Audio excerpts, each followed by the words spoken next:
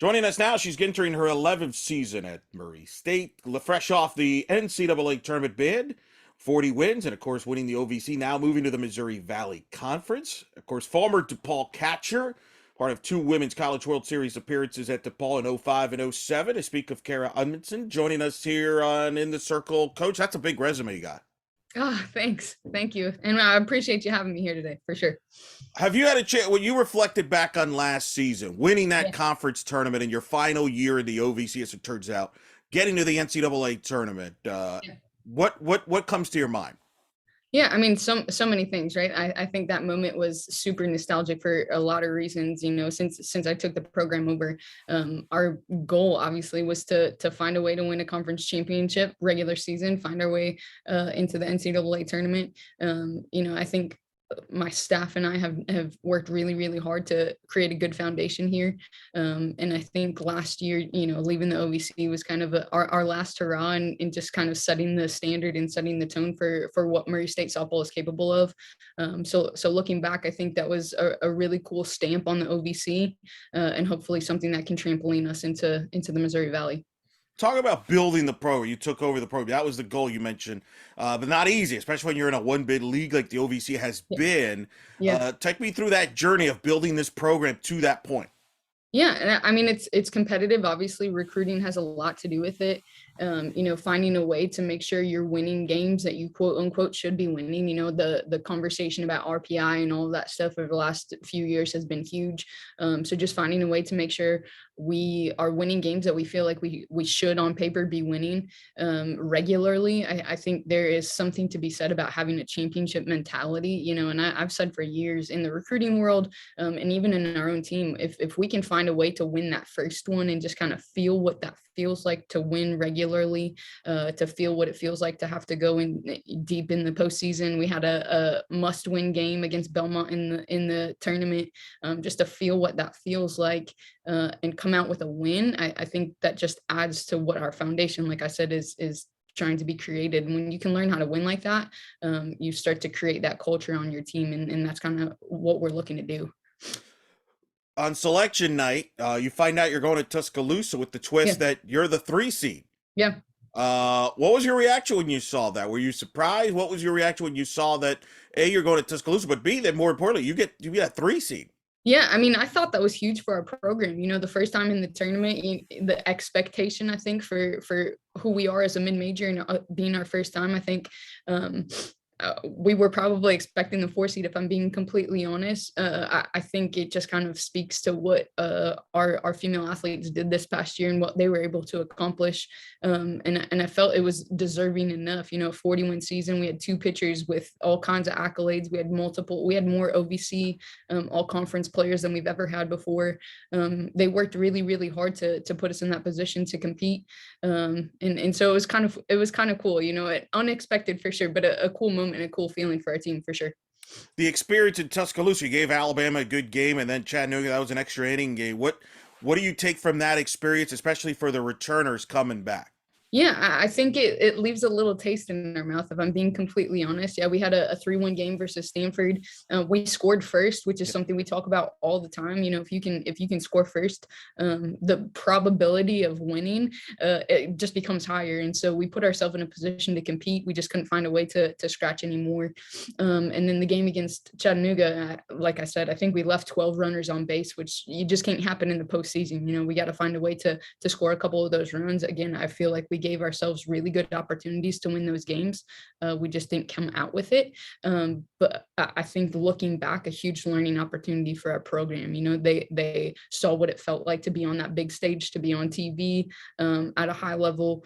And just, I think a lot of our returners are like, man, we could have come away with at least 1 win in that series. Like, let's get back there. Let's do it again. I think they're hungry for it, which is fun to be a part of right now. You mentioned the loss to Stanford. I mean, they ended up winning the regional. So, Yeah. but you mentioned the exposure. You got some television exposure on ESPN Plus and ESPN Family and Networks there. Francesca Net was doing color commentary. What was that? What has that meant for your program? Getting that exposure on a big stage like that, I would imagine that's gotten some momentum maybe in the offseason from a recruiting standpoint. Yeah, absolutely. I think anytime that you can push the envelope, win some championships, it's something that you can take pride in as you're moving into the recruiting trail. I think that Murray State over the last couple of years, we've kind of started to establish ourselves in the upper half of the OVC. I think we've pushed the envelope. We've won some big games throughout the last couple of years. I think we're kind of trying to start to put our name on the map a little bit, but obviously being in that regional last year was another big step for our program in terms of national recognition and just allowing ourselves space to be able to say, hey, we can compete with anybody if we show up. Well, and it helps when you got two of the best pitchers in the sport, and Hannah James, who was the OVC Pitcher of the Year, and then Jenna Weber. You were number 2 in the country in ERA behind Oklahoma. I heard they've got a pretty good staff too. Yeah, they're okay. Okay. But talk about the two of them, because you've got them back. I mean, They really put you on the map, if you will, because that was a lot of people took notice of your pitching staff. Just discuss what makes both of them so great. Yeah, I mean, they're so different. Like in any way that I could say that, what they throw is different, how they approach the game is different, their personalities are different, which is kind of cool. We truly have this like 1-2 tandem, in both of them. Hannah has been Hannah for the last 4 years now. She was the OVC Freshman of the Year her freshman year. I think her accolades as we have grown in her time have just gotten better and better. She set her own strikeout records this past year, I think. So just continuing to grow. She's not a kid that like rides the wave. She just shows up and does it every day, which is good to see. And it makes the defense be able to play easily behind her. It makes the offense ready to roll. And honestly, same thing for Jenna. Jenna, like, I think has grown more even maybe than Hannah over the last couple of years, just in terms of what she has brought to the table. I think Jenna Weber has appeared for her whole career in the most games every single year, because she is the type of kid that if you need her to start, she's going to start. If you need her in the bottom of the 7th, she's going to rock it for you, which honestly we saw in the OVC tournament. Hannah got hit a little bit, and Jenna came in and had like, I don't know how many innings she threw, but it was like 7 innings in an extra inning game of like perfect ball. So if we didn't have both of them, I think Hannah got a lot more accolades this past year in terms of Pitcher of the Year and some weekly honors and stuff. But if we don't have Jenna Weber, I think she won 18 games for us too, 18 or 19 games for us too. If we don't have that kid, we're just not the same team. So it truly was both of them being workhorses in the circle. We trusted either one of them every single game that we played. It didn't matter who we were playing. So that was a really, really cool thing to be a part of. And I think they complement each other. Obviously pitching is a competitive space, but they really, truly complement and support each other, which just trickles down our pitching staff. So that's pretty cool to see. How big is it to have them back to carry that momentum from making that tournament last year and the transition of going into a new league where you're going to be in the MVC? How big is that? Because to have that experience back in the circle. Yeah, I think it's huge. I think it's huge to have that kind of leadership, that kind of, they're both veterans at this point. They know how it goes. We've played over the years a lot of the Missouri Valley schools. So some of them are going to be new to us a little bit, but we've played Carbondale every year. We've played Evansville. We've played Missouri State. We've played Illinois State back in the day. UNI, like I could go down the list. We've played a lot of them. So the league itself and the teams are not necessarily like brand new to us for the most part. So just having 2 kids that are veterans and kind of know how to play against any of those teams is huge. We also have a few other veterans on the field: Gracie Osborne, Lily Fisher, Lindsay Carroll. Like I could go down the list of kids that are making that transition with us from a veteran standpoint, and I think that's going to be huge for us in the first couple of years. Offensively, you lose some players, especially 3 of your top 5 hitters, including the nation's leader in doubles and steals in Logan Brommeyer. That's talk about your offense here as you get into the fall and sort of some of the players. You don't replace those type of players. It's always the silly question the media asks: how do you replace them? You don't replace them, but that means opportunities for others to step up. So who are some of those players that need to step up in those roles? Yeah, absolutely. I mean, Logan was huge for us. Sierra Gilmore was another kid. So Sierra is actually a student assistant for us right now, which has been kind of a cool thing. She's kind of aided in teaching some of the younger kids different voice for us on the field, which has been cool. But like I said, Gracie Osborne is a 5th-year kid for us who, was a transfer from Tennessee, had kind of an interesting recruiting path there, and was huge for us last year, was an all-conference kid, all-newcomer kid, hit above 300 for us, hitting the 4 spot a lot. So she's going to be huge in our lineup. Lindsay Carroll, again, a 5th-year kid. She offensively has kind of had pockets of good and bad. She's having a really, really good fall and just kind of settled in right now. I think Lily Fisher is going to be another big bat for us. And then we have some young kids that I think are starting to push the envelope. We got a couple freshmen that I think are going to see the lineup regularly. And they are busting their butts to find a way into the lineup this fall. And it's been a really cool competitive atmosphere for us so far this fall. So that's been fun. You mentioned obviously the move to MVC. You're not alone. Belmont's going with you, which was really for those like I followed it every week. It seemed like you both were taking turns first place, back and forth. They would go. It was fitting. You would be colliding for the automatic bid in the championship. What does it mean to have Belmont join you as well as UIC in a different league? But you know Belmont very well and the job Coach Matthews has done there. Yeah. I mean, it just aids, I think, to the competitiveness of the Missouri Valley. You know, Murray State and Belmont were the top two teams coming out of that conference, and I think that just aids to what the Missouri Valley can be. I think it's super exciting that we're moving to a two-bid, you know, a potential two-bid conference, and I think I hope that the other coaches know that we and Belmont are both wanting to push that envelope in terms of making the Missouri Valley softball conference something that's good all the time, that's competitive all the time. You know, so we're excited about that transition with them as well. Let's talk about a little bit about yourself. How did you first get involved playing softball and then eventually coaching? Yeah, I actually played baseball, Little League baseball, until I was 13. So I grew up in Minnesota, and I just we didn't really know about fast pitch softball opportunities at the time. And I had an older brother, he played baseball, so was just in Little League until I was 13. And then I had a friend whose dad asked me to come play, and I was like, okay, I don't know what this is about, but here we go. So that was when I was 13, 14, I started playing fast pitch, you know, for the first time. Catcher, third base kind of thing. And then I actually walked on at DePaul. So I was not recruited. Huge was kind enough to give me an opportunity and a shot, and just kind of worked my way into the starting lineup at some point my sophomore year, and had some really, really cool opportunities. So.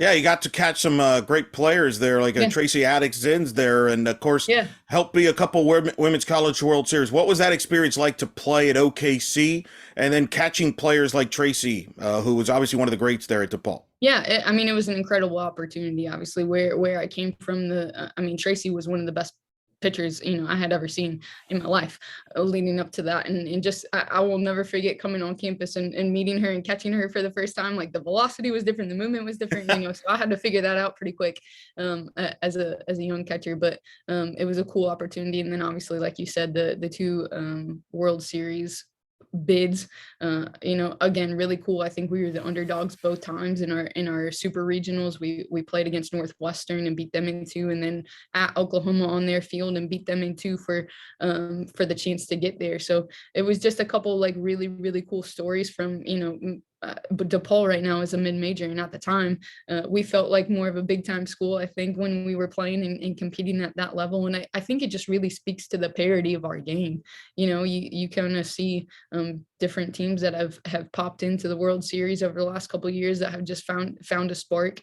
I think that's how we felt about ourselves at the time, and just kind of trusted in each other, and we're hard-nosed and didn't know any different. We just wanted to go compete and win some games, and found our way into it. So I think catching Tracy and having those experiences for me now have been huge, because I can kind of speak to our team and say, you know, you can toe up with anybody if we're willing to work for it a little bit, if we can have that kind of mentality. So we trickle that down onto our team now for sure.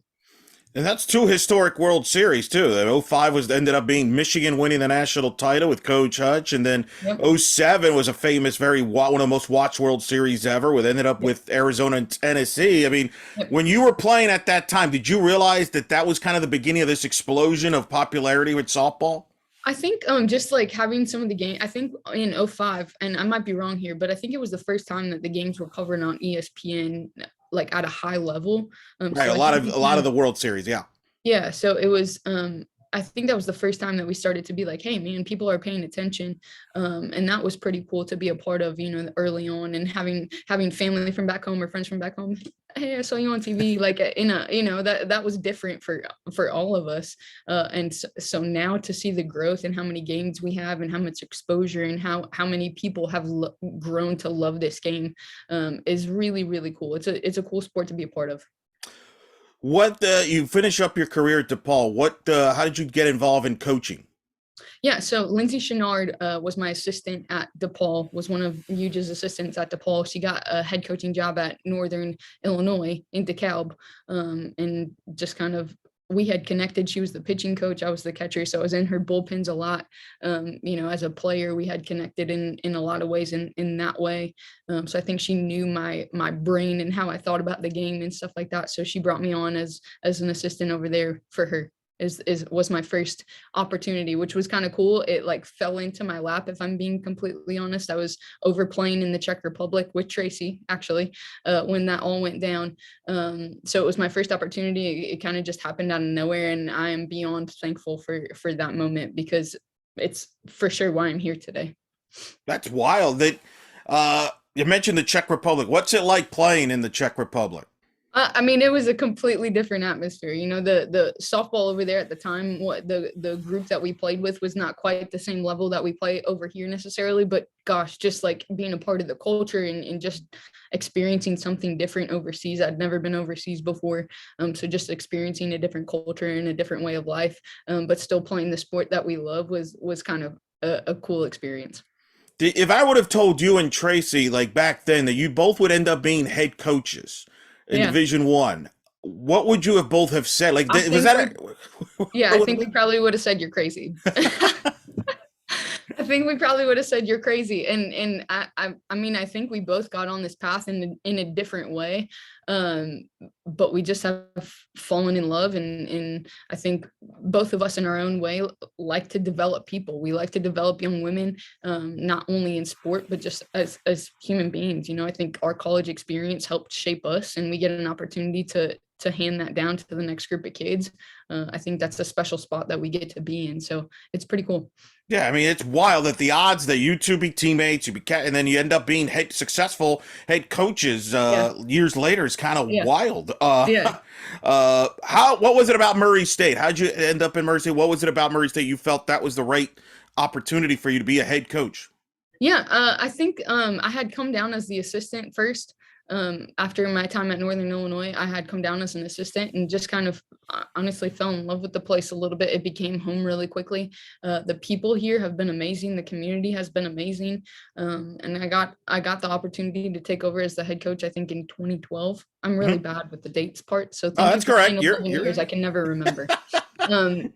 And I just have, it's become home. It's become home. And I think we have gotten to a point where, with recruiting and the staff that I have, and we're pushing the envelope and hopefully making Murray State a spot that can be competitive for a really long time. It's been a cool thing to be a part of. And I'm super grateful for the opportunity. So Alan Ward was the athletic director at the time, just kind of believed in me. I was only 26 when he hired me as the head coach. And so he obviously was willing to take a chance on me. And I'm so grateful for that opportunity and happy to still be here today. That was what I was going to bring up. You got hired at a young age, when you look back, do you feel fortunate in that regard? Because a lot of times there's coaches, it takes them a lot longer to get that opportunity, if at all. And you got an opportunity right away at a really good spot. Yep. I'm beyond grateful. So even my opportunity at Northern Illinois with Lindsay, I'm super grateful for. I was a full-time assistant right away. A lot of people are having to work volunteer, graduate assistant, work their way into assistants, and I was a full-time assistant right out the gates. I think it kind of helped my career move a little bit faster, maybe than people usually have to work for. And like I said, I just kind of settled in here at Murray and connected with the AD. I think he obviously saw something in me as a young kid, if you will, that he believed in me and just kind of created that atmosphere for me. And then Velvet Milkman was our SWA at the time. She just retired, but a really successful our golf coach here, just mentored me and took me under her wing a little bit. So I'm super grateful for those two people, and they're a huge reason why I'm still here. And I think why we're successful is because they took a chance on me and were willing to dig into invest in me a little bit so I could invest in the program. The athletic department's had success and across the board in sports. Basketball, obviously, it's what they're most well known for. Sure. There's this famous, obviously, NBA player that everybody's quite familiar with, the Moran, that's helped. How does all of that help your program, and being around that, circumstances there, I'm sure has helped as well during this process? Yeah, absolutely. I mean, we talk about putting Murray State on the map. Like obviously somebody like John Morant is doing that at a really, really high level. And he's somebody that is vocal about his time at Murray, which helps even more. Obviously, he's vocal about his experience here and how good it was. He comes back and engages with the community still pretty regularly. So I think all of our sports have found a way. I mean, soccer has played at a high level, volleyball has played at a high level, golfs have won championships. I could track won the last 2 years. I could go down the list of the sports here at Murray State that are competing at a really, really high level. But obviously basketball is kind of the main stage lights and stuff. But I think it helps the rest of us be able to say, hey, yeah, we're all here competing at a really high level. And I think softball is a part of that conversation now, I hope. Yes, and we got to get Ja out there to at a softball game. It could be Yeah, tricky with maybe the home schedule. run derby featuring John Morant. That's right. There you go. I like what you're saying there. I like what you're saying there. What is one of the things as you said, you're familiar with the programs in the MVC, so I get a sense that helps as far as kind of that transition and knowing. Just take me through that process of learning the league, and obviously you format 12 teams league. Everybody's gonna be in the conference tournament. I know it'll be at Southern Illinois. Just talk about that kind of getting to know the league process. Yeah, so there's a couple things obviously that are going to be quite different for us. So this is the first time, I mean, for the whole league to go to singles Friday, Saturday, Sunday. So we're moving to that. We've never done that before. So I think that's going to be interesting just in terms of game approach, pitching approach, all that kind of stuff.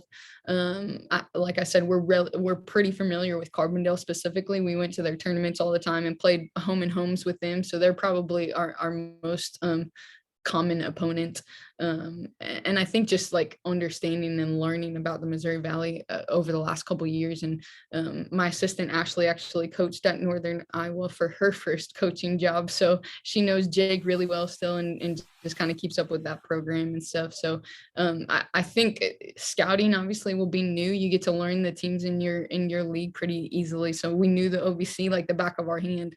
So there are going to be some things that we need to learn about different hitters and pitchers in the Missouri Valley. But I think in terms of what is expected in terms of winning and losing and how you're going to have to compete and what you're going to have to bring to the table, playing in that conference, you don't get any breaks, top to bottom. It doesn't matter if you're 1 or 12. I think the parity in the Missouri Valley is pretty dang tight every single year. So you don't ever get to breathe. You better show up every game or you're going to find yourself back on the bus pretty quickly. So I know that's something that we talk about in practice all the time. I think we work for in practice all the time.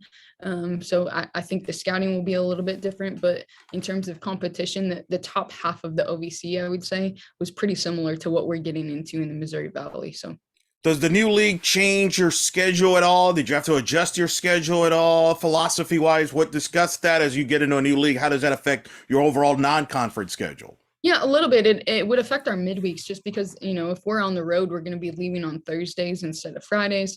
Obviously that will change with weather and all of that, which we are all very, very used to at this point as spring coaches. But so it'll change our midweeks a little bit and just how willing we are to be farther away from home during the midweeks when we can give them extra days off. I think last year, something that was really important to us was we found ways to give them an extra day off during the week if we could. And it just helped, I think, their mental health. It helped their physical health. It helped them competitively on the field, just be ready to go because they got to reset a little bit differently. So I think moving into this year with having to be on the road an extra day, we're going to have to kind of make sure that we pay attention to that because it was really important for us last year. So it will change a little bit, but I think we've got a pretty good schedule lined up and we're excited for the spring. So.